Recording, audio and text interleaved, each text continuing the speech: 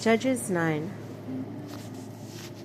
Abimelech, son of Jerubbaal, went to his mother's kin in Shechem, and said to them and to the whole clan to which his mother's family belonged,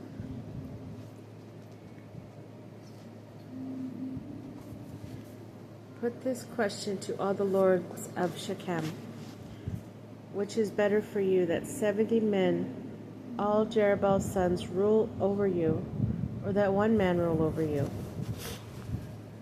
You must remember that I am your own flesh and bone."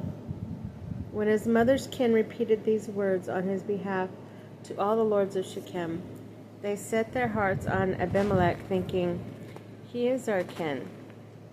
They also gave him 70 pieces of silver from the temple of Baal-berith, with which Abimelech hired worthless men and outlaws as his followers.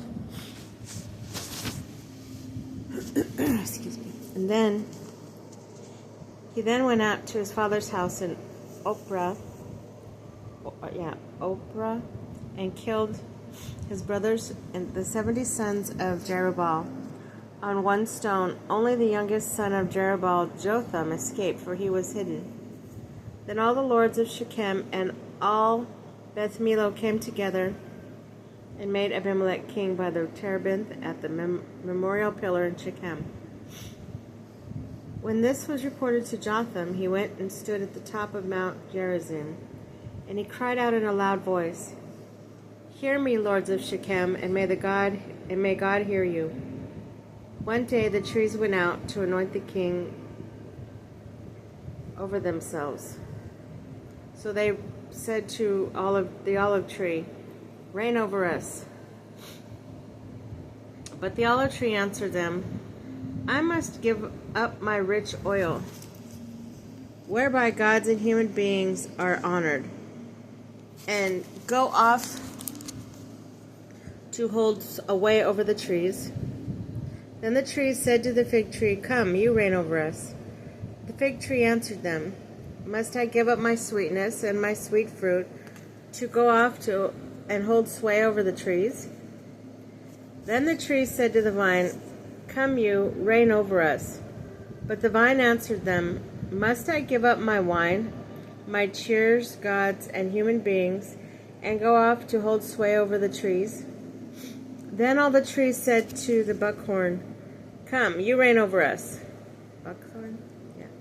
The buckthorn answered the trees, "If you are anointing me in good faith to make me king over you, come and take my refuge in my shadow. But if not, let fire come from the buckthorn and devour the cedars of Lebanon. Now then, you have acted in good faith and integrity in anointing Abimelech your king. If you have acted with good will towards Jerubbaal and his house, and if you have treated him as he deserves, for my father fought for you at the risk of his life when he delivered you from the power of Midian. But you have risen against my father's house today and killed his 70 sons upon the stone, and made Abimelech, the son of his maidservant, king over the lords of Shechem, because he is your kin.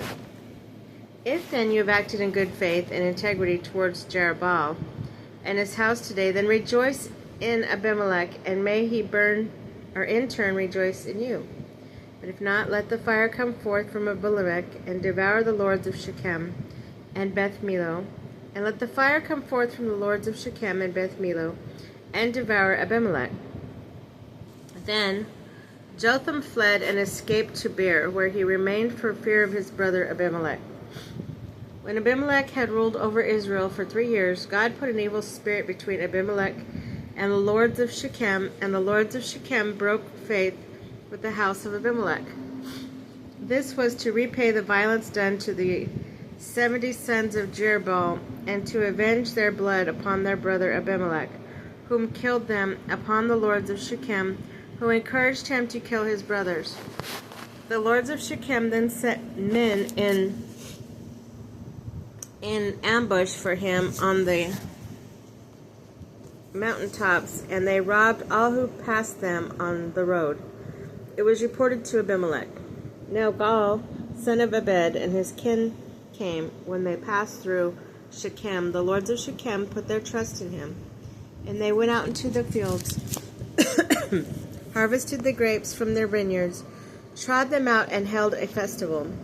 Then they went to the temple of their gods, where they ate and drank and cursed Abimelech. Gaal, son of Ebed, said, "Who is Abimelech? And who is Shechem that we should serve him? Did not the son of Jerubbaal and his lieutenant Zebul serve the men of Hamor, father of Shechem? So why should we serve him?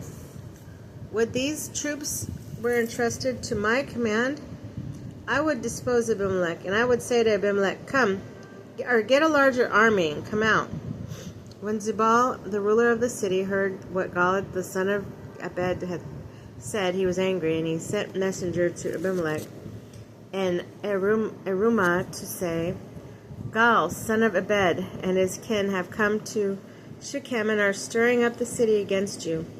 So take action tonight, you and the troops who are with you, and set an ambush in the field promptly at sunrise tomorrow morning. Make a raid on the city when he and the troops who are with him come out against you. Deal with him as best you can." During the night, Abimelech went into action with all his soldiers and set up an ambush outside of Shechem in 4 companies. Gaal, son of Ebed, went out and stood at the entrance of the city gate, where Abimelech and his soldiers rose from their ambush, or their place of ambush. Gaal saw the soldiers and said to Zebul, "There are soldiers coming down from the mountaintops." But Zebul answered him, "Is it the shadow of the hills that you see as men?" But Gaal went to say, "Soldiers are coming down from the region of Tabor Herez, and one company is coming by the way of Elon Meonium." Zebul said to him, Where now are your boasts, when you said, 'Who is Abimelech, that we should serve him?' Are these not the troops for whom you expressed contempt?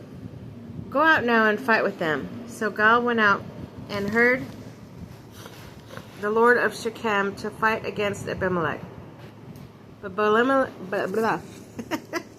Abimelech went right after him. And he fled from him. Many fell slain right up to the entrance of the gate. Abimelech returned to Arumah, and Zebul drove out Gaal and his kin away so that they could no longer remain in Shechem.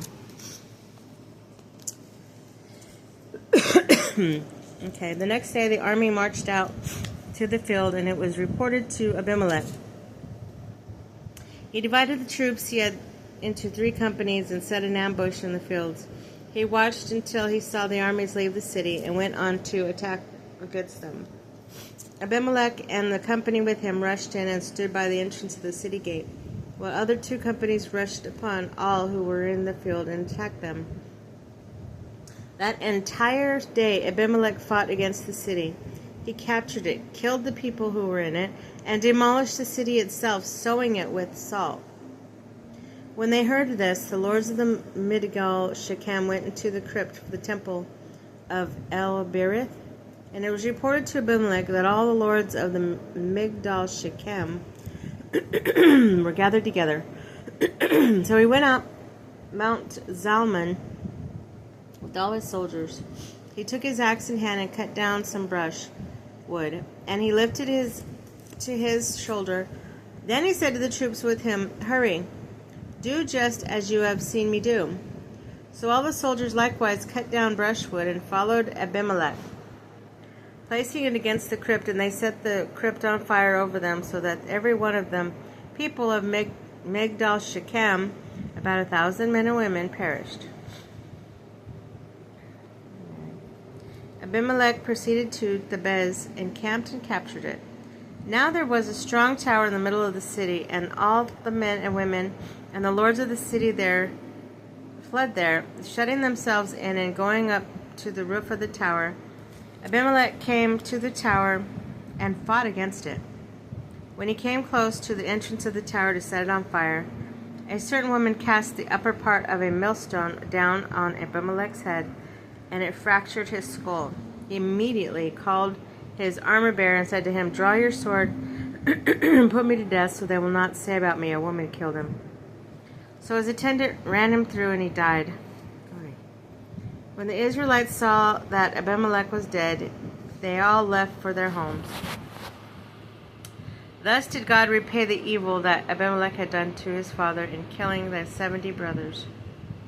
God so brought all the wickedness of the people of Shechem back on their heads, for the curse of Jotham, son of Jerubbaal, overtook them.